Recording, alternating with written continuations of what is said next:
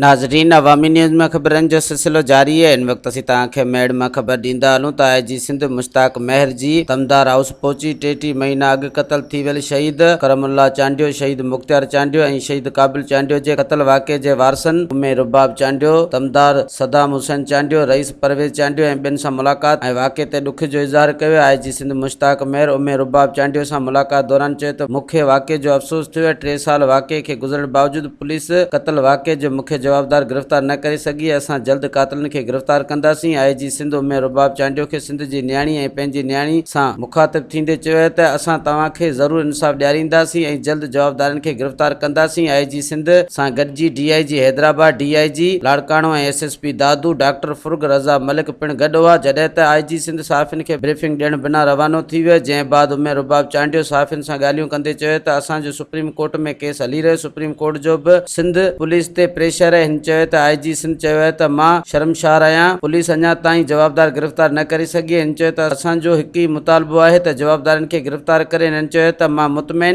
अदालतनि मां आहियां। हिन चयो त सभिनी खे ख़बर आहे त वाक़े जे पुठियां कंहिंजा हथ आहिनि। असां कोर्ट में इहो साबित कंदासीं। मज़ीद खबरों और तफसीलात के लिए विजिट करें हमारी वेबसाइट www.awamiNewsHD.com।